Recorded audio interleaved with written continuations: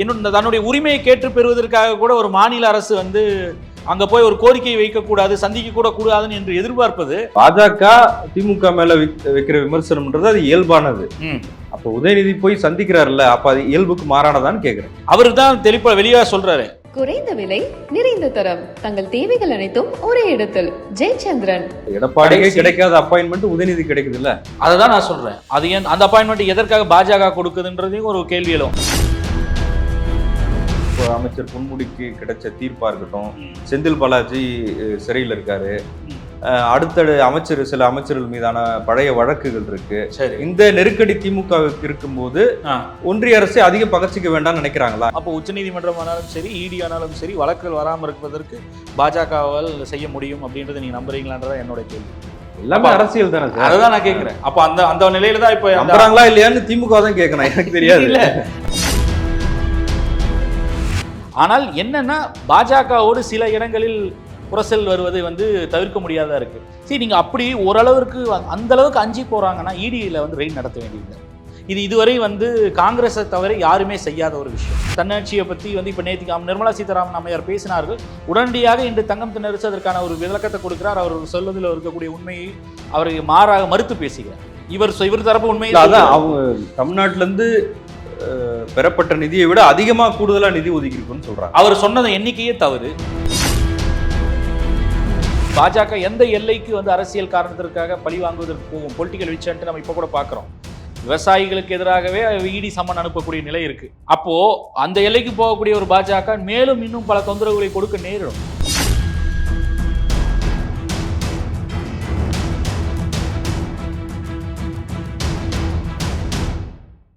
மின்னபலம் நேயர்களுக்கு வணக்கம். இந்த நேர்காணலில் நாம் சந்திக்கிறப்பவர் பத்திரிகையாளர் திரு கார்த்திகேயன் அவர்கள். வணக்கம். வணக்கம். தமிழ்நாட்டில் சமீபத்தில் ஏற்பட்ட மழை வெள்ளத்தால் ஏற்பட்ட பாதிப்புகள், அதற்கு நிவாரணத்திற்கான நிதியை ஒதுக்க வேண்டும், பேரிடர் நிதியை ஒதுக்க வேண்டும் என்று முதலமைச்சர் பிரதமரை சந்தித்து நேரிலும் கோரிக்கை வைத்திருந்தார். பிரதமர் தமிழ்நாடு வந்திருந்தப்ப அரசு விழாவிலேயே மேடையில் இது அரசியல் கோரிக்கை இல்லை, அரசியல அதை பார்க்க வேணாம், இது மக்களுடைய கோரிக்கை அப்படின்னு சொல்லி பிரதமர்கிட்டயே அந்த கோரிக்கையை முன் வச்சாரு. ஒன்றிய நிதியமைச்சர் நிர்மலா சீதாராமன் இங்கே வந்து பார்வையிட்டு போயிருக்கிறாங்க. இந்த சூழலில் மழை வெள்ள பாதிப்புகளுக்காக ₹1 கூட ஒன்றிய அரசு நமக்கு இன்னும் தரலை. இந்த சூழலில் கேலோ இந்தியா அப்படின்னு சொல்லி அந்த நிகழ்ச்சிக்காக பிரதமர் நரேந்திர மோடியை அழைப்பதற்காக அமைச்சர் உதயநிதி டெல்லி போறாரு. அங்கேயுமே கூட அந்த சந்திப்புல நிதியை கேட்டு வலியுறுத்தியதா சொல்றாரு. தீவிரமான பாஜக எதிர்ப்பு, இந்தியா கூட்டணியே வந்து திமுக முன்னெடுப்புல தான் தொடங்குது அப்படின்றலாம் பேசப்படும் போது பிரதமரை இந்த நிகழ்ச்சிக்கு அழைப்பது அவசியமா இருக்குதா? கேலோ இந்தியாவை பொறுத்தவரை அது ஆண்டுதோறும் ஒவ்வொரு மாநிலம் வந்து நடத்தக்கூடியது. அது ஒன்றிய அரசினுடைய இந்த கேலோ இந்தியா என்பது ஒரு இளைஞர்களுக்கான விளையாட்டு என்பது ஒரு ஒன்றிய அரசினுடைய திட்டம். அது ஒவ்வொரு ஆண்டு ஒவ்வொரு மாநிலத்திற்கு கொடுக்கப்படும். இந்த ஆண்டு வந்து தமிழகத்திற்கு கொடுக்கப்பட்டிருக்கு. அதன் அடிப்படையில் இந்த விளையாட்டை வந்து ஆர்கனைஸ் பண்ணுறாங்க. 2 வாரங்கள், ஏறக்குறைய 2 வாரங்கள் நடக்கக்கூடிய நிகழ்ச்சி. அதற்கு அழைப்பதற்காக போகிறார். அழைப்பதில் ஒன்றும் தவறில்லை. அதனால் ஒன்றிய அரசினுடைய திட்டம் தான் அது கேலோ இந்தியா என்பது. அந்த புரிதல் இல்லாமல் இதற்கு ஏன் கேலோ இந்தியான்னு பேர் வைக்கணும் அப்படின்னு சிலர் கேட்பது உண்டு. ஆனால் அது அறியாமையில் பேசக்கூடிய பேச்சு. அது ஒன்றிய அரசினுடைய திட்டம் என்பதை முதல்ல நம்ம புரிந்து கொள்ள வேண்டும். அது ஒரு மாநில அரசு சார்பாக ஒருங்கிணைக்கக்கூடிய இல்லை ஏற்பாடு செய்யக்கூடிய ஒரு நிகழ்ச்சி அல்ல. அந்த ஒன்றிய அரசினுடைய திட்டத்தின் அடிப்படையில் இந்த தமிழ்நாடினுடைய டேர்ன் இது.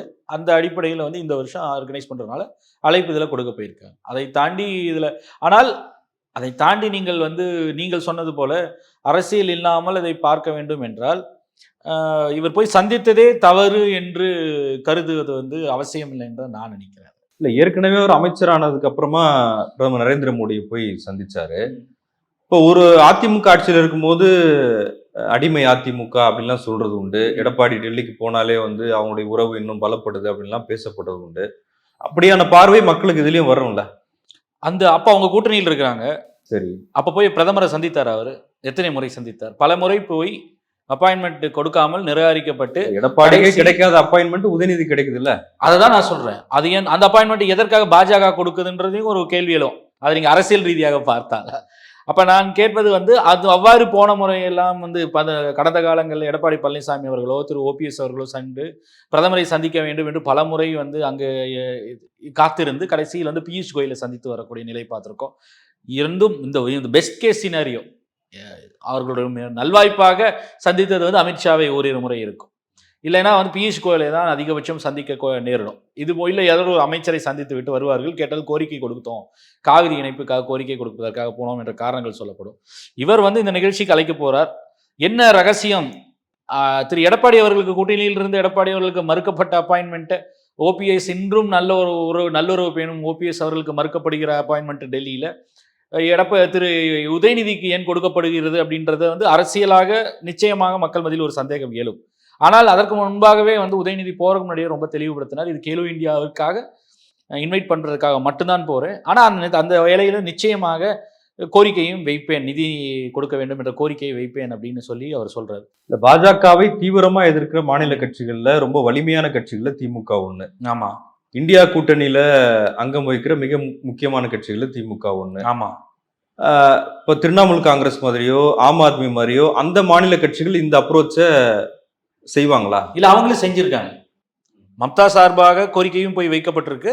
இதே போல மேற்குவங்க வந்தப்போ மம்தா வந்து நிகழ்ச்சியில வந்து பங்கேற்றிருக்காங்க பிரதமரோட. அவர்கள் போய் சந்திக்கவும் செஞ்சிருக்காங்க. இதெல்லாமே நடந்திருக்கு. அந்த கோரிக்கை வைப்பது ஒரு மாநில முதலமைச்சர் என்ற முறையில் அந்த மாநிலத்திற்கு தேவைகளை வந்து பூர்த்தி செய்ய வேண்டிய ஒரு பொறுப்பு, நிதி, குறிப்பாக நிதி பங்கீடு இல்லை நிதி ஒதுக்குவது, அது சார்ந்த கோரிக்கையை மட்டும் வைப்பதற்காக அந்த சந்திப்பு நடக்குமே. ஆனால் அது நல்ல ஒரு முன்னெடுப்பு தான், அதை நம்ம விமர்சிப்பதற்கு ஒன்றும் இல்லை. இதே சில மாதங்களுக்கு முன்பு தமிழகத்தில் குறிப்பாக திமுக மீது வைக்கப்பட்ட விமர்சனம் என்னன்னா, பர்டிகுலரா வந்து பாஜகவில் வலதுசாரி சிந்தனையாளர்கள் மீது அவர்கள் சார்பாக வைக்கப்பட்ட விமர்சனம் எல்லாவற்றிலும் ஒரு ஒன்றிய அரசோடு ஒரு முரணான ஒரு போக்கை தான் கடைபிடிக்கிறார்கள். எல்லாவற்றிற்கும் எதிர்ப்பு தெரிவிக்கிறார்கள். பாஜக ஒன்றிய அரசு ஆளும் பாஜகன்றனால எல்லாவற்றிற்கும் எதிர்ப்பு தெரிவிக்கிறது, இல்லை எல்லாவற்றையும் மூர்க்கத்தனமாக எதிர்ப்பது மட்டுமே திமுகவினுடைய நடைமுறையாக இருக்கு அப்படின்றதுதான் வைக்கப்பட்ட விமர்சனம். ஆனா இன்று மாறாக போய் வந்து கோரிக்கை மனை கொடுத்து அதற்கு மாறாக நீங்க போய் வந்து இது பண்ணிட்டீங்களே அப்படின்னு சொல்லி கேட்பது என்ன நியாயம் எனக்கு புரியல. பாஜக திமுக மேல வைக்கிற விமர்சனம்ன்றது அது இயல்பானது. அப்ப உதயநிதி போய் சந்திக்கிறாருல்ல, அப்ப அது இயல்புக்கு மாறானதான்னு கேக்குறேன். அவரு தான் தெளிப்பா வெளியா சொல்றாரு. அதுல சம்திங் உங்களுக்கு ஒரு சந்தேகம் எழுதுவதற்கான காரணங்கள் அதை ஏன் கேக்குறேன்னா, அதாவது திமுக வந்து இப்போ ஒரு நெருக்கடியில இருக்கிறாங்க அப்படின்றத சட்ட ரீதியா இப்போ அமைச்சர் பொன்முடிக்கு கிடைச்ச தீர்ப்பா இருக்கட்டும், செந்தில் பாலாஜி சிறையில் இருக்காரு, அடுத்த சில அமைச்சர்கள் மீதான பழைய வழக்குகள் இருக்கு. இந்த நெருக்கடி திமுகவுக்கு இருக்கும்போது ஒன்றிய அரசு அதிகம் பகச்சிக்க வேண்டாம்னு நினைக்கிறாங்களா? இதான் என்னுடைய கேள்வி. அப்போ எனக்கு அடுத்து அதுல இருந்து நம்ம இன்ஃபர் பண்ணக்கூடிய ஒரே ஒரு விஷயம், அப்போ உச்சநீதிமன்றம் ஆனாலும் சரி, இடி ஆனாலும் சரி, வழக்குகள் வராமல் இருப்பதற்கு பாஜகவால் செய்ய முடியும் அப்படின்றது நீங்க நம்புறீங்களான்றதா என்னோட கேள்வி. எல்லாமே அரசியல் தானே, அதான் நான் கேட்கிறேன். அப்ப அந்த நிலையில தான் இப்ப நம்புறாங்களா இல்லையான்னு திமுக தான் கேட்கணும், எனக்கு தெரியாது. இல்ல நான் கேட்பது, அப்ப அது மாதிரியான ஒரு எதிர்பார்ப்பு இருக்கு அப்படின்னா சாத்தியம் இருக்கு. பாஜக நினைத்தால் ஒரு சாதகமான தீர்ப்பையும் பெற்றுத்தர முடியும், ஒரு வழக்கில் வந்து காலதாமதம் செய்ய முடியும், இல்ல மேலும் வழக்கில் பின்னாடி பாஜக இருக்கு, நீதிமன்றத்துக்கு பின்னாடி பாஜக இருக்கு. சமீப கால உதாரணங்கள் நான் சொல்லியிருக்கேன். சமீப கால உதாரணம் அந்த பாஜக உடனான சந்திப்பு எப்படி இருக்குன்னு கேக்குறேன். அப்படி உண்மையிலேயே அதுதான், அதனால வந்து அவர்கள் பிரச்சனையை நிவர்த்தி செய்து கொள்ள முடியும்னு திமுக நம்புது அப்படின்னா கூட்டணியை மாத்திட்டு போலாம். இல்ல அது ஒருவேளை அரசியல் ரீதியாக உங்களுக்கு பாதகமா போகும் நினைத்திருந்தால் ஒரு ரகசிய உறவை வைத்திருந்திருக்கலாம், அதையும் அவர்கள் செய்யல. இல்லைன்னா பொன்முடி கனெக்ஷன் வருவதற்கு முன்பு கூட அவர்கள் காய் நகர்த்தி இருக்கலாமே. இல்ல இடி வந்து திரு செந்தில் பாலாஜி அப்படி அது உண்மையாக இருந்தால் செந்தில் பாலாஜி இவ்வளவு நாட்கள் வந்து பிணையில வெளி வர முடியாம சிறையில் இருக்க வேண்டிய அவசியம் இல்லை. இதே உதயநிதி தான் உங்க அப்பா வீட்டு காசான்னு கேட்டு பெரிய பிரச்சனையாச்சு. அதுக்கு நிர்மலா சீதாராமன் மிகப்பெரிய ஒரு எதிர்வினைய பேசியிருந்தாங்க, சொன்னாங்க. ஆமா. ஆனா அப்படி அப்படி ஒரு உரசல் இருக்கு, அப்படி ஒரு மோதல் இருக்கு அப்படின்னா அது அரசியல் ரீதியா ஒரு மாநில அரசுக்கும் ஒன்றிய அரசுக்குமான ஒரு விஷயமா அதை பார்க்கலாம். ஆனா நட்பு பாராட்டுறது இருக்குல்ல, இல்ல நீங்க அங்கதான் வந்து அந்த டிஸ்டிங்ஷன் டிரா பண்றதுல நம்ம தவறுறோம்னு நான் நினைக்கிறேன். திரு நிர்மலா சீதாராமன் அவர்கள் பேச்சும் சரி, திரு உதயநிதியோட பேச்சும் சரி, அது அரசியல் பேச்சா தான் நான் பார்க்கிறேன். மாறாக நீங்கள் வந்து தமிழகத்திற்கு நிதி இதுவரை ₹1 கூட கொடுக்கவில்லைன்றது உண்மை. நீங்களே வந்து சொன்னீங்க ஆரம்பத்தில். அப்படி இருக்கக்கூடிய சூழலில் நம்மளுடைய நிதி தன்னாட்சி ஏற்கனவே கேள்விக்குறியாக்கப்பட்டு விட்டது. இன்னைக்கு வந்து தங்கம் தென்னரசு நிதி அமைச்சர் அதை தெளிவுபடுத்தவும் செஞ்சிருக்காரு. அதை அமைச்சர் நிர்மலா சீதாராமனுக்கு நேற்று பேசி இதற்கு நீங்க பதிலும் கொடுத்திருக்காரு. அப்ப இந்த சூழல்ல இன்னும் தன்னுடைய உரிமையை கேட்டு பெறுவதற்காக கூட ஒரு மாநில அரசு வந்து அங்க போய் ஒரு கோரிக்கையை வைக்கக்கூடாது, சந்திக்க கூட கூடாதுன்னு என்று எதிர்பார்ப்பது அது மிக தவறான ஒரு செயல் தானே. அப்ப எந்த அளவுக்கு இந்த முறை வந்து அவர் வந்து நிதியை கேட்டாரு, கேலோ இந்தியா போன முறை எதுக்கு போனாரு? இல்ல அவரை தான் சொல்றாரு, அவர் நேரடியாக சந்தித்து அவரை வந்து சந்திச்சு வர போறேன்ற மட்டும் தான் போனார். அது போவது அரசியல் காரணத்திற்காக தான் போயிருக்காரு. அவரை வந்து ஒரு வாழ்த்து பெற போயிருக்காரு. அங்க இருந்தா இந்த கேள்வியே தொடங்குது. இல்ல அதுதான் நான் சொல்றேன். ஒருவேளை வந்து ஒரு மரியாதை நிமித்தமான சந்திப்புன்னு தான் அவர் சொல்றாரு. மரியாதை நிமித்தமான சந்திப்பு எல்லாரும் செய்யறாங்களா? அது பாஜக தான் சொல்லணும். அது உண்மையிலேயே எனக்கு என்ன சந்தேகம் வருதுன்னா, திமுக சார்பாக இப்படி இருக்குன்னா அப்ப பாஜக என்ன அணுகுமுறையை வைத்திருக்கிறது? பாஜக எல்லாரும் இழுப்பாங்க சார். இவங்க போகலையே, இவங்க தொடர்ந்து எதிர்த்துட்டு தானே இருக்காங்க. பாஜகவினர் வந்து அஜித் பவார் ஏன் வந்தாருன்னு கேட்டா எல்லாரும் எங்க கட்சியில வந்து சேர்ந்துக்கலாமேன்னு சொல்றாங்க. பாஜகவோட ஸ்டாண்ட் விடுங்க, திமுக என்ன ஸ்டாண்ட் இருக்குன்னு கேக்குறேன். சந்திப்பதனாலேயே நீங்க வந்து கூட்டணியில ஒரு சலசலப்பு ஏற்பட்டுருச்சு, இல்ல பாஜக பக்கம் திமுக நகருது அப்படின்ற அச்சப்பட வேண்டிய அவசியம் இல்லைன்ற இது டூ பிரெமச்சூர்னு தான் நான் சொல்றேன். ஏன்னால் வந்து திமுக வந்து வரக்கூடிய பாராளுமன்ற தேர்தலில் குறிப்பாக பாஜக எதிராக தான் களம் கண்டதுல உறுதியா இருக்காங்க. இல்ல அதான் அது சரி. ஆனா ஒரு மென்மையான போக்கை கையாளலான்ற ஒரு ஸ்டாண்டா அது இல்ல தெரியல. ஏன்னா நான் என்னுடைய கணிப்பு வந்து பாஜக எந்த எல்லைக்கு வந்து அரசியல் காரணத்திற்காக பழி வாங்குவதற்கு போகும், பொலிட்டிக்கல் விச்சன்ட்டு நம்ம இப்ப கூட பாக்குறோம். விவசாயிகளுக்கு எதிராகவே இடி சம்மன் அனுப்பக்கூடிய நிலை இருக்கு. அங்க இருக்கக்கூடிய உள்ளூர் பாஜக தலைவரை பகைத்து கொண்டதற்காகவே. அப்போ அந்த எல்லைக்கு போகக்கூடிய ஒரு பாஜக மேலும் இன்னும் பல தொந்தரவுகளை கொடுக்க நேரிடும். ஏற்கனவே வந்து செந்தில் பாலாஜி அவர்கள் சிறை செல்வார்னு வந்து ஆருடம் சொன்னவர் தான் அண்ணாமலை. அதே போலதான் நடந்தது. இப்ப திரும்பி மீண்டும் வந்து திரு பொன்முடி அவர்களை டார்கெட் செய்வாங்கன்னு பட்டியலை வெளியிடுறாங்க இல்லையா. அப்ப எல்லாத்துலயும் there is a plan in everything. அதற்காக வந்து அவர்கள் அரசியல் ரீதியாக வந்து எதிர்ப்பது என்பது வேறு, அவரோடு நேரடியாக வந்து தேவையில்லாத முரண்மை தவிர்க்கக்கூடிய நினைக்கலாம். அது அரசியல் தாண்டி ஒரு அரசு ரீதியாக அந்த முயற்சி எடுப்பது தவறு சொல்லக்கூடாது நம்ம.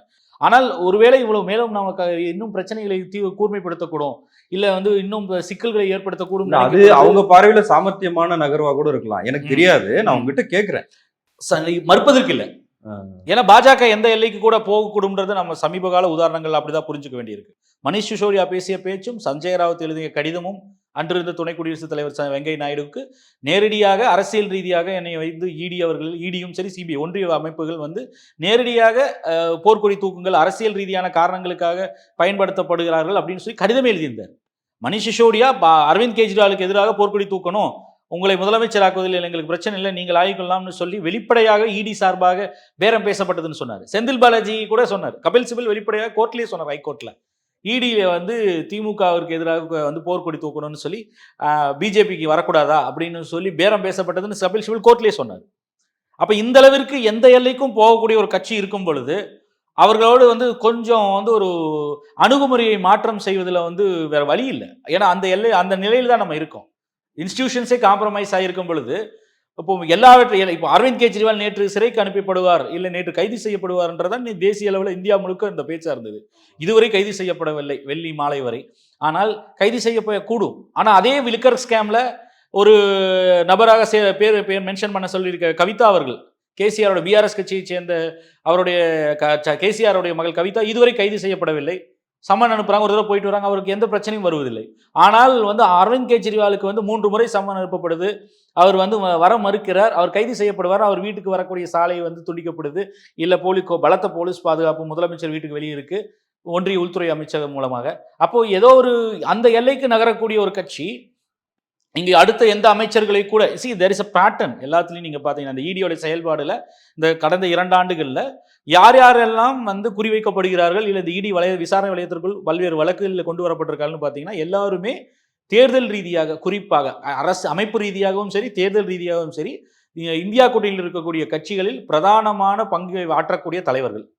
அது மணிஷ் சிசோடியா அரவிந்த் கெஜ்ரிவால் இருந்தாலும் சரி, திரிணாமுல் காங்கிரஸ்ல அபிஷேக் பானர்ஜி இருந்தாலும் சரி, ஹேமந்த் சோரன் ஜார்க்கண்ட் முதலமைச்சராக இருந்தாலும் சரி, இல்லை சஞ்சய் ராவத் இங்கே இருந்தாலும் சரி, என்சிபி கட்சியை உடைச்சிட்டாங்க, தாக்கரே கட்சியும் அங்கேயே உடைச்சாச்சு. அப்போ எங்கெல்லாம் வாய்ப்பு இருக்கோ அந்த கட்சியில முக்கியமான ஆட்களை வந்து குறிவைத்து காய் நகர்த்தும் பொழுது அப்போ ஒரு கட்டத்தில் வந்து அரசியல் ரீதியான கொள்கை ரீதியான முரணையோ இல்லை விமர்சனத்தையோ வந்து குறைத்து கொள்ளலை திமுக இன்று வரை. ஆனால் வந்து சில தவிர்க்க மேபி அவர்களுடைய லாங்குவேஜை கொஞ்சம் பெலிட்டில் பண்ணியிருக்கலாம். அதற்கு கூட நடந்தது பாரு தெரியல. ஏன்னா 4 நாட்களுக்கு முன்பு கூட அவங்க அப்பா வீட்டு காசாக கொடுக்குறான்னு தான் உதயநிதி கேட்குறாரு. அப்போ அவர்கள் வந்து பேச வேண்டிய இடத்தில் பேசுகிறார்கள், சில இடங்களில் வந்து நட்பு பாராட்ட வேண்டிய இடத்தில் அவர்கள் பாராட்டுகிறான்னு தான் நம்ம எடுத்துக்கணும். முழக்கமே அதுதானே, உரிமைக்கு குரல் கொடுப்போம், உறவுக்கு கை கொடுப்போன்றாங்க. பட் இப்போ ஒரு உறவு வந்து புதுப்பிச்சுட்டாங்கன்னு நான் சொல்ல வரல. நான் சொல்வது வந்து எந்த எல்லைக்கு கூடும் செல்லக்கூடிய பாஜகவோடு தேவையில்லாத சில முரண்களை, சில தவிர்க்கப்படக்கூடிய அவர்கள் பார்வையில் தவிர்க்கப்படக்கூடிய முரண்களாக இருக்கிறதை வந்து தவிர்க்கலாம் என்று ஒரு கருத்து இருந்திருக்கலாம். அதை நம்ம மறுக்க முடியாது. ஏன்னால் இது போன்ற ரூத்லெஸ் மெஜாரிட்டி இருக்கக்கூடிய கட்சி அவர்களுடைய செயல்பாடை வந்து தேசிய அளவில் பார்க்கிறோம். அப்போ ஒரு சில பிரச்சனைகளை தவிர்ப்பதற்காக சில மாற்றங்களை வந்து கடைபிடித்திருக்கலாம் அவங்க அணுகுமுறையில். அதற்காக வந்து கூட்டணியில் வந்து மாற்றம் வரப்போதும் நான் சொல்ல மாட்டேன். திமுக வந்து நிச்சயமாக உறுதியாக அவர்கள் இந்தியா கூட்டணியில் பாஜகவை வீழ்த்த வேண்டும் என்பதில் அந்த குறிக்கோளோட தான் அவங்க பயணிக்கிறாங்க. ஆனால் என்னன்னா பாஜகவோடு சில இடங்களில் உரசல் வருவது வந்து தவிர்க்க முடியாதா இருக்கு. சரி, நீங்க அப்படி ஓரளவிற்கு அந்த அளவுக்கு அஞ்சி போறாங்கன்னா இடியில் வந்து ரெய்ட் நடத்த வேண்டியதில்லை. இடி இருக்கக்கூடிய வந்து ஒரு ஐஓ அசிஸ்டன்ட் டைரக்டரை வந்து அவரை அரெஸ்ட் பண்ணி இப்போ ரிமாண்டில் வைக்க வேண்டியதில்லை டிவிஎஸ்சியை பயன்படுத்தி. இதுவரை வந்து காங்கிரஸை தவிர யாருமே செய்யாத ஒரு விஷயம். மம்தா பானர்ஜி சிபிஐக்கு எதிராக பண்ணியிருந்தாங்க, உள்ள ரைடுக்கு வந்தப்போ அவர்கள் மீதே வழக்கு போட்டு கைது செய்யறாங்க. அசோக் கெஹ்லோட் அரசில் இதே போல அந்த அங்கித் திவாரி மதுரையில் மாட்டினது போல அசோக் கெஹ்லோட்டை வந்து ஆட்சி செய்து கொண்டிருந்த போது ராஜஸ்தானில் இதே ஒரு கைது நடந்தது. அப்போ வேறு யாருமே செய்யாத இங்கே ஸ்டாலினும் வந்து இங்கே செய்தார். அப்போ அந்த அளவிற்கு ஒரு மென்மையான போக்கை கடைபிடிக்க வேண்டும், இல்லை பாஜகவோட தேவையற்ற பிரச்சனையை உருவாக்கி கொள்ள வேண்டாம் அப்படின்னு வந்து ஸ்டாலினோ இல்லை திமுகவோ நினைச்சிருந்தா இப்போ இந்தியாவிலேயே மிகவும் பலம் பொருந்திய அமைப்பாக இருக்கக்கூடிய இடியை அது இருக்கக்கூடிய ஒரு டைரக்டர், அசிஸ்டன்ட் டைரக்டர் ஏடிஐ வந்து கைது செய்து இப்போ ரிமாண்டில் வைத்திருக்க வேண்டிய அவசியம் இல்லை. அதில் கூட வந்து அவர்கள் சமரசம் செய்திருக்கலாம். பட் அது போன்ற ஒரு நிலைப்பாடை எடுக்கிறாங்க அப்படின்னா, அதே போல வந்து நிதி தன்னாட்சியை பற்றி வந்து இப்போ நேற்றுக்கு நிர்மலா சீதாராமன் அம்மையார் பேசினார்கள். உடனடியாக இன்று தங்கம் தென்னரசு அதற்கான ஒரு விளக்கத்தை கொடுக்கிறார். அவர்கள் சொல்வதில் இருக்கக்கூடிய உண்மையை அவரை மாறாக மறுத்து பேசுகிறார். இவர் தரப்பு உண்மையை அவங்க தமிழ்நாட்டில இருந்து பெறப்பட்ட நிதியை விட அதிகமாக கூடுதலா நிதி ஒதுக்கி இருக்குன்னு சொல்றாங்க. அவர் சொன்னது எண்ணிக்கையே தவறு. அவர் சொன்ன எண்ணிக்கையை கூட்டினீங்கன்னா 5,50,000 கோடி கூட வராது. ஆனால் மாறாக 6,46,000 கோடி வந்ததாக அவர்கள் பத்திரிகையாளர் சந்திப்பில் சொன்னாங்க. 6,23,000 இல்ல 6,23,000 கோடி தமிழ்நாட்டிலிருந்து பெறப்பட்ட வரி வருவாய் இல்லையா? அப்ப அதற்கு மாறாக நாங்கள் 6,46,000 கோடி ஏதோ கொடுத்ததாக அவருக்கு ஒரு கணக்கு சொல்றாங்க. ஆனால் அம்மையார் நிர்மலா சீதாராமன் நேற்றைய கூட்டத்தில் பேசிய தொகையை கூட்டினீங்கன்னா வரக்கூடியது வந்து 5,44,000 கோடி தான் வருது. அது கூடவே வந்து ஒரு 6,000 சொச்சம் கோடி வந்து கேபிட்டல் எக்ஸ்பெண்டிச்சருக்காக கொடுத்துருக்காங்க, கேபிட்டல் சப்சிடியாக, அதாவது மூலதன இது சலுகையாக கொடுத்துக்கப்பட்டிருக்கு. அப்போ அதையும் மானியமாக கொடுக்கப்பட்டது. அதையும் சேர்த்தீங்கனாலே 5,50,000 கோடி தான் வரும். அப்போ என்ன அடிப்படையில் வந்து இன்ஃபேக்ட் இன்னைக்கு காலையிலேருந்து சமூக வலைதளங்கள் எல்லாம் அவர் மீது வந்து ஒரு கேலிப்பொருளாக அவருடைய கணக்கு வந்து கிண்டல் செய்யப்பட்டு இருக்கு, எள்ளி நகையாடப்பட்டு இருக்கு. அந்த அளவுக்கு எண்ணிக்கை வந்து. ஆனால் அதுக்கெல்லாம் விளக்கம் இன்னைக்கு தங்கம் தென்னரசு அவர்கள் கொடுத்திருக்கார். அவர் ரொம்ப தெளிவாக சொல்கிறார், 6,23,000 கோடி தமிழகத்திலிருந்து நேரடி வருவாயாக பெறப்பட்டது ஒன்றிய அரசினால். அதில் நமக்கு அங்கிருந்து கிடைக்கப்பட்டது வந்து இதுவரை அவருடைய கணக்குப்படி பார்த்தீங்கன்னா 2.46 லட்சம் கோடி வந்து ஒன்றிய அரசினுடைய வரி வருவாயிலிருந்து தனக்கு தமிழ்நாட்டிற்கு கொடுக்கக்கூடிய டைரக்ட் ஷேர். மிச்சம் இருக்கக்கூடிய ஒரு 2.2 லட்சம் கோடி வந்து மானியமாகவும் இல்லை கிராண்டாகவும் பெறக்கூடியது. அப்போ இது எல்லாவற்றையும் சேர்த்துனாலே ஏறக்குறைய வந்து ஒரு 4.75 லட்சம் கோடி தான் வருகிறது அப்படின்றத சொல்றாரு. அது இன்னொரு முக்கியமான புள்ளி வரும் சொல்றாரு. இவர்கள் எண்ணிக்கைக்கு பின்பு ஒளிந்து கொண்டு ஒன்றிய அரசின் சார்பாக இது போன்ற விளக்கம் வைக்கிறதை விட நம்ம பார்க்க வேண்டிய சதவீதத்தை பார்க்கணும். அப்போ 2014 இன்று வரை எந்த அளவிற்கு பணவீக்கம் வந்திருக்கு, இன்ஃப்ளேஷன் அட்ஜஸ்ட் பண்ணணும். அப்படிதான் வந்து பொருளாதாரத்தில் கணக்கு போட முடியும். உலக அளவில் அப்படிதான் போடுவாங்க. அப்போ இப்போ 2014 2024 வரை 10 ஆண்டுகளில் எந்த அளவிற்கு பணவீக்கம் ஏற்பட்டிருக்கு, விலைவாசி உயர்வு ஏற்பட்டிருக்கு, அதை அட்ஜஸ்ட் பண்ணும் பொழுது 12வது நிதிக்குழு இருந்தப்போ 5% மேல் வந்து ஒன்றிய அரசின் வந்து தமிழகத்துக்கு கொடுக்கக்கூடிய நிதி பங்கீடு இருந்தது, 5% மேல். ஆனால் 15வது நிதிக்குழு மோடி ஆட்சியில் இப்போ கடைசியாக இப்போ இருக்கக்கூடியது 15வது நிதிக்குழுவினுடைய காலம். அப்போ இந்த காலத்தில் பார்த்தீங்கன்னா அந்த தொகை வந்து இப்போ 4.03% குறைக்கப்பட்டிருக்கு, 1% குறைக்கப்பட்டிருக்கு. அப்போ 6% மக்கள் தொகையில் 6% கொண்ட நாட்டினுடைய மக்கள் தொகையில் 6% கொண்ட ஒரு மாநிலத்திற்கு 4.03% தான் வந்து நிதி பங்கீடு வந்து கொடுக்கப்படுகிறது வருவாயில் நிதிக்குழுவின் பரிந்துரையின்படி. அப்போ அதைத்தான் அவர் ஒப்பிட்டு சொல்றார். யூபியை விட ஒப்பிடும்பொழுது இன்று 1% குறைக்கப்பட்டிருக்கு.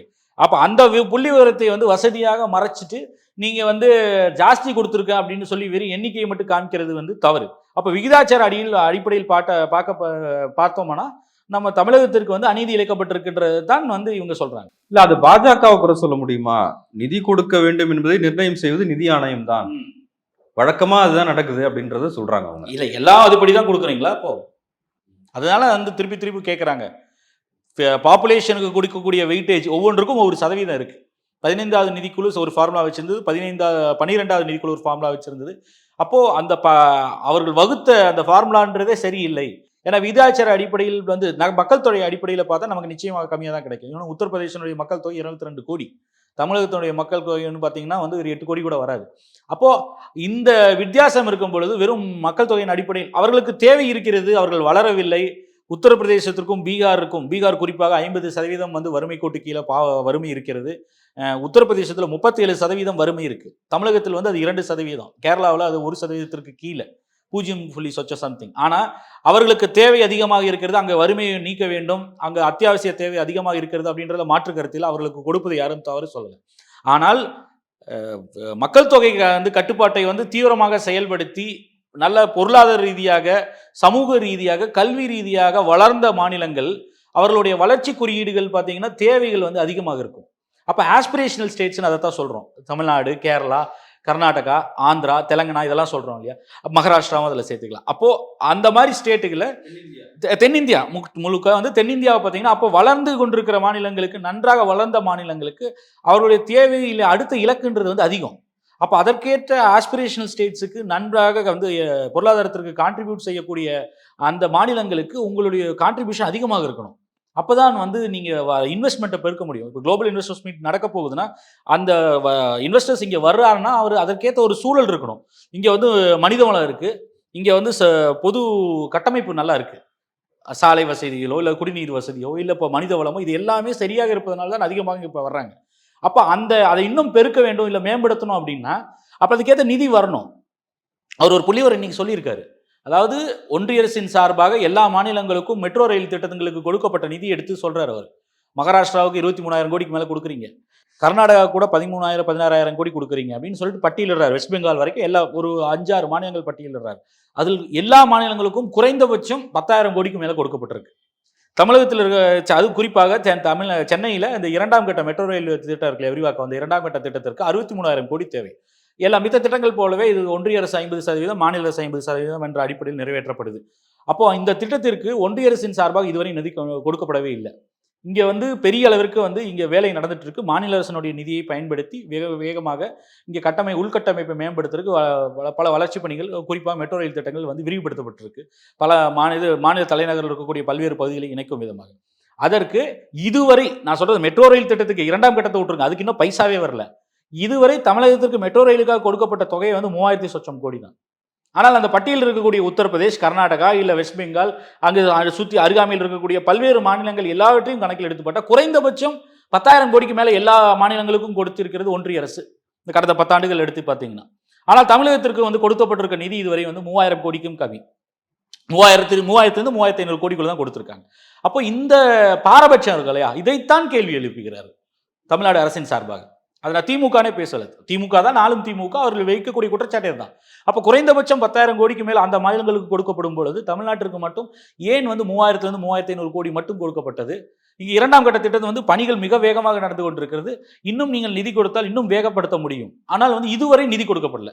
இப்போ ஒன்றிய அரசு நமக்கு நிதி திருப்பி கொடுக்கறத சரியா கொடுக்க மாட்டாங்கன்னு நம்ம சொல்றோம். ஆனால் நிதி சுமையை பொறுத்த வரைக்கும் இப்போ பொங்கலுக்கு 1000 ரூபாய் தமிழ்நாடு அரசு அறிவிச்சிருக்கிறாங்க. மழை வெள்ள பாதிப்புகளின் போது 6,000 ரூபாய் அறிவிச்சிருந்தாங்க. மகளிருக்கு மாதந்தோறும் 1000 ரூபாய். அப்போ இது வந்து எப்படி பார்க்குறீங்க? அதுவும் ஒரு விமர்சனத்துக்குள்ளாகுது இல்லை? இல்லை, இப்போ நீங்கள் 6,000 ரூபாய் வெள்ள அது தேவை, தவிர்க்க முடியாது. பொங்கல் வந்து இதுவரை கொடுத்த பழகி இருக்கு மக்களுக்கு. இன்ஃபேக்ட் இந்த முறை இன்னைக்கு பொங்கல் அறிவிப்பு முதலமைச்சர் விட்டதில் அது எல்லாருக்கும் எல்லாம் போடலை. அந்த வெள்ள நிவாரணத்திற்கான அதே யாட்ஸ்டிக்கை வந்து முதல் முறை போன முறை வந்து எல்லாருக்கும் பார்த்தீங்கன்னா வந்து அரிசி கார்டு இருந்தாலும் எல்லாருக்கும் கொடுக்கப்பட்டது. ஏறக்குறைய 2.1 லட்சம் 1 லட்சம் கோடி 2.1 கோடி அட்டைதாரர்களுக்கும் அந்த 1000 ரூபாய் கொடுக்கப்பட்டது கிஃப்ட் ஹேம்பர். இந்த முறை இந்த 1000 ரூபாய் கொடுக்கறது அந்த கிஃப்ட் ஹேம்பர் கொடுப்பாங்கன்னு நினைக்கிறேன். ஆனால் 1000 ரூபாய் இன்று முதலமைச்சரோட அறிவிப்பில் ரொம்ப தெளிவாக போட்டிருக்கு. அதே அந்த 6000 ரூபாய் வந்து வெள்ள நிவாரணம் கொடுத்தது மாதிரியே மத்திய மாநில அரசு ஊழியர்களுக்கும், ஐடி இன்கம் டேக்ஸ் வருமான வரி செலுத்துபவர்கள், பொதுத்துறை நிறுவனங்களில் பணியாற்றுபவர்கள், சர்க்கரை மட்டும் வாங்கக்கூடிய அட்டை வைத்திருப்பவர்கள், இல்லை எந்த பொருளும் வாங்காத அட்டை வைத்திருப்பவர்களுக்கு தவிர்த்து மித்தவங்களுக்கு தான் 1000 ரூபாய் கொடுக்க போறாங்கன்னு சொல்றாங்க. அப்போ ஆல்ரெடி வந்து அந்த டார்கெட்டட் டிஸ்ட்ரிபியூஷனை நோக்கி நம்ம போறோம். அது சரியானதா இல்லை தவறானதா அப்படின்றது ஒரு விமர்சன பார்வை இருக்கு. அது பொது விநியோக திட்டத்தில் அரிசி கொடுப்பதில் வந்து யூனிவர்சல் போவதுதான் சரி என்று தான் வல்லுநர்களே சொல்கிறாங்க. தமிழ்நாட்டு மாடலை கடைபிடிக்கணும்னு. ஆனால் இந்த 1000 ரூபாய் கொடுக்கறது, 6000 ரூபாய் கொடுக்கறது, பாதிக்கப்பட்டவனுக்கு மட்டும் கொடுக்கறது அப்படின்றத அதை அறிந்து யாருக்கு தேவையில்லையோ அவர்களை தவிர்ப்பது. கார்ல வந்து வாங்கிட்டு போறோம். வழக்கமா இந்த மாதிரி காசு கொடுத்தா என்ன சொல்லுவாங்க, கார்ல வந்து லைன்ல நின்று 1000 ரூபாய் வாங்கிட்டு போறேன்னு சொல்லுவாங்க இல்லையா, அந்த கரும்பு ஒத்த கரும்பு வாங்கிட்டு வாங்குறதுக்கு வந்திருக்காம்பாங்க. அது இந்த முறை நடக்காது. ஏன்னா அந்த 1000 ரூபாயில இவங்களை எல்லாத்தையும் கழிச்சிடுறாங்க. அப்போ வரும் காலங்களில் பார்த்தீங்கன்னா இந்த 6000 ரூபாய் வெள்ள நிவாரணத்திற்கே அது நடந்தது. அவர்களுக்கு எல்லாத்துக்கும் ஃபார்ம்ல எழுதி கொடுங்க, நாங்கள் விசாரித்து விட்டு ஊர்ஜிதப்படுத்தினதுக்கு அப்புறம் அக்கௌண்ட்ல டெபாசிட் பண்ணுவோம்னு அவங்களுக்கு மட்டும் சொன்னாங்க. இந்த முறை இல்லவே இல்லைன்ட்டாங்க. 1000 ரூபாய் பொங்கல் பரிசு, எல்லாருக்கும் 1000 ரூபாய் பொங்கல் பரிசு கிடையாது. அப்போ இது பொங்கல் பரிசு கொடுக்கறது தேவையா அப்படின்றது ஒரு பெரிய விவாதம். அது அடுத்த தளத்தில் நம்ம வேறொரு தளத்தில் பேச வேண்டியது. ஆனால் வந்து நீங்க கலைஞர் மகளிர் உரிமை தொகை வந்து அது எனக்கு தெரிந்து தேவைன்னு தான் நான் நினைக்கிறேன். ஏன்னால் அது பெண்களுக்கு கொடுக்கக்கூடிய ஆனரேரியம்ன்றது இது யூனிவர்சல் இங்கே மட்டும் இல்லை, பல நாடுகளில் யூனிவர்சல் பேசிக் இன்கமே இருக்கு. பல நாடுகளில் ஒரு சில நாடுகள் அதற்கு வளர்ந்த நாடுகள்.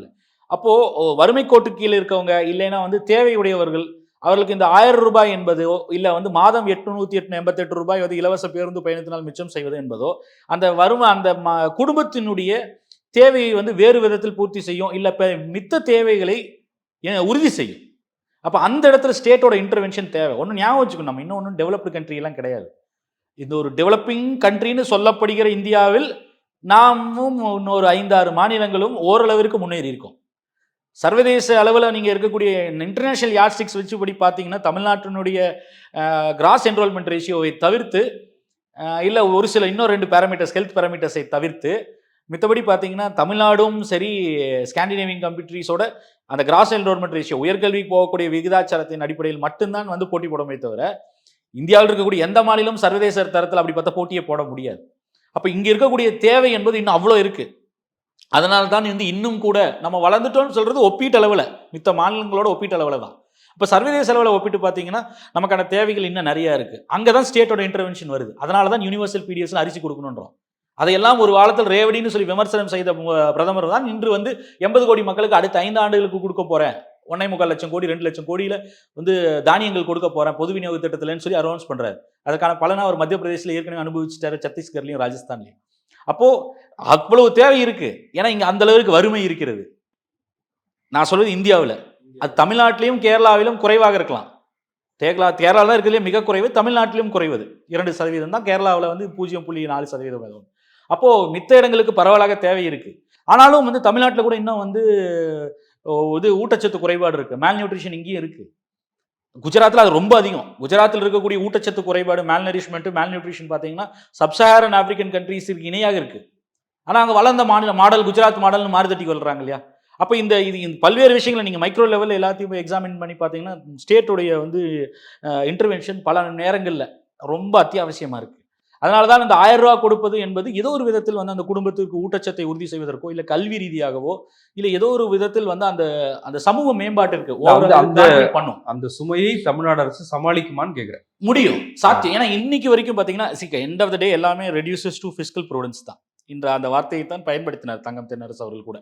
அப்போ நம்மளுடைய வாங்கும் திறன், அதாவது கடன் வாங்கும் திறன் வந்து அந்த அனுமதிக்கப்பட்டு இருக்கக்கூடிய அந்த 3% ஆஃப் த ஜிடிபி இருக்கு இல்லையா, அதற்குள்ள எல்லைக்குள்ள வைக்கிறோமா இல்லை இப்போ அந்த கோவிட் டைம்ல வந்து கூடுதலாக 0.5% வந்து ஒரு சமரசம் செய்து கொள்ளலாம் அந்த விதத்தில் அதை கடன் பெறுவதில் அப்படின்னு சொல்லி ஒன்றிய அரசு அனுமதிச்சது.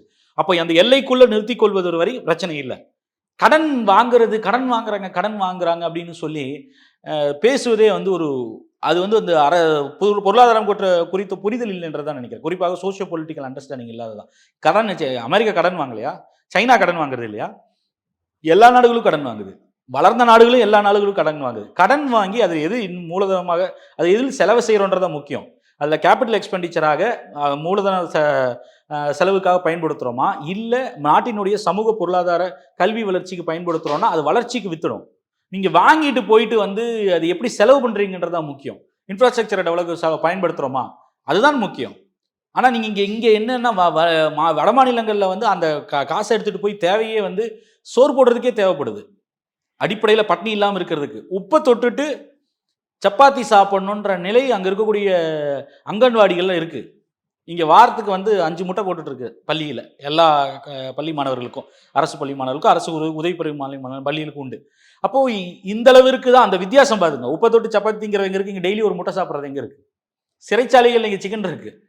அதை நான் இதுக்காக சொல்கிறேன். பட் அந்த தேவை இங்கே இருக்குது. ஆனால் அந்த கடன் வாங்கும் வரம்புக்குள் வைத்து செலவு செய்யும் வரை வந்து பிரச்சனை இல்லை.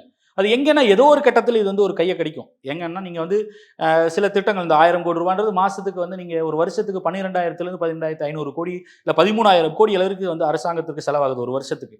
அப்போ அந்த திட்டத்திற்கு செலவு பண்ணும் பொழுது மூலம் வேறு ஏதோ ஒரு இடத்தில் வந்து நீங்கள் செலவை குறைக்க வேண்டியிருக்கலாம், இல்லை வேறு ஏதோ ஒரு இடத்துல வந்து விலைவாசியை வந்து ஏற்ற வேண்டியிருக்கலாம். அது மின்சாரத்துலையோ இல்லை சாலை வரியோ இல்லை வேறு ஏதாவது இடத்துல இல்லை ப்ராப்பர்ட்டி டேக்ஸு ஏதாவது இடத்துல, அது கூட லோக்கல் பாடிஸ்க்கு போகுதுன்னு வச்சுக்கோங்க, அது இங்கே வரப்போகிறது இல்லை. அப்போ மின்சாரத்துலையோ இல்லை டாஸ்மாக் ஏதோ ஒரு இடத்துல விலை உயர்த்த வேண்டிய கட்டாயம் வரும். அது ஏதோ ஒரு கட்டத்தில் வந்து நீங்கள் அதை சரி செய்து அங்கே தான் வந்து இங்கே இந்த விஷயத்தை வந்து அவங்க சரியாக பண்ணியிருக்காங்க. ஒரு விஷயம் யாருக்கு கொடுக்க வேண்டும் என்பதை முதல் முறையாக கண்டறிஞ்சு செலக்டிவாக கொடுக்குறாங்களே, டார்கெட்டடாக. இது வந்து பண்ணாமல் இத்தனை ஆண்டுகாலம் இருந்ததுக்கான காரணம் வந்து ஒன்றிய அரசு. இதுக்கும் கேட்டால் வந்து ஒன்றிய அரசு குற்றம் சொல்கிறேன்னு சொல்லுவாங்க. ஆனால் காரணம் இருக்குது. ஏன்னா ஒன்றிய அரசு இதுவரை அந்த டேட்டாவை வந்து எந்த அரசோடையும் பகிரல. பசவராஜ் பொம்மை கேட்டப்பவே பகிரல. அவர் நிதியமைச்சர் பிடிஆர் வந்து ஒரு பேட்டியிலேயே சொல்லியிருப்பார், யாருக்குமே கொடுக்கல. பாஜக ஆளும் மாநிலங்களுக்கு கூட ஒன்றிய அரசின் சார்பாக கொடுக்கப்படலை. பல கட்ட போராட்டத்திற்காக கடைசியாக கடந்த 2 ஆண்டுகளுக்குள் ஏதோ ஒரு சமயத்தில் தான் வந்து ஒன்றிய அரசின் சார்பாக இந்த தரவுகளை வந்து மாநிலங்களோட பகிர ஆரம்பித்தாங்க. இப்போ அதை எடுத்துட்டு தான் யார் யார் இன்கம் டேக்ஸ் பே பண்ணுறா, யார் வந்து மத்திய மாநில அரசு ஊழியர்களாக இருக்கிறார்கள், இல்லை அதுக்கப்புறம் வந்து யார் யாரெல்லாம் வந்து பொதுத்துறை நிறுவனங்கள் இருக்காங்கன்ற தரவுகள் இருக்குது. இல்லைன்னா இதுக்கு முன்னாடி வரைக்கும் தமிழ்நாடு அரசோட டேட்டா ஒரே ஒரு டேட்டா தான், பிடிஎஸ். ரேஷன் கடையில் மட்டும்தான் நமக்கு தெரியும் யார் யார். ஏன்னா சென்சஸ் டேட்டாவை நம்மளோட பகிர மாட்டாங்க மாநில அரசோட. அது வந்து இது வரைக்கும் ஒன்றிய அரசுகிட்ட மட்டுமே தான் இருக்குது. அப்போ 1931 இல்லை 1931 அந்த காஸ்ட் சென்சஸ்க்கு 71 டேட்டாவை வச்சு தான் பண்ண வேண்டிய சொல்ல வேண்டிய காரணம் என்னன்னா, அந்த நான் ஏற்கனவே சொன்ன அந்த பாப்புலேஷன் growth இதெல்லாம் சொன்னேன். ஆனால் இப்போ இன்னைக்கு கிடைச்சிருச்சு அந்த டேட்டா. அதனால தான் என்ன பண்ணுதுன்னா மாநில அரசின் சார்பாக அந்த ஃபில்டர் பண்ணுறாங்க. யாருக்கு தேவையில்லை என்பதை கண்டறிய முடியுது. இதற்கான அரசியல் விலை கொடுக்க வேண்டிய வரும். 6,000 ரூபாய் ஏன் எங்களுக்கெல்லாம் கொடுக்கல, எங்கள் வெளியிலையும் இந்த ரோட்லையும் தண்ணி வந்ததுன்னு சொல்லி மக்கள் கோவப்படக்கூடும். காரை வச்சிருக்கிறவங்க வந்து கோவப்படக்கூடும்.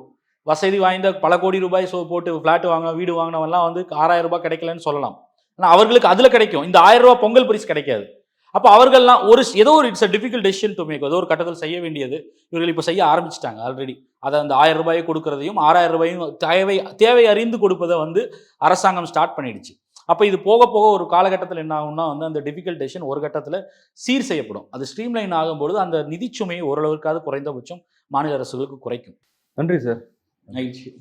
குறைந்த விலை, நிறைந்த தரம், தங்கள் தேவைகள் அனைத்தும் ஒரே இடத்தில். ஜெயச்சந்திரன். மின்னம்பலம்.com தமிழின் முதல் மொபைல் பத்திரிகை.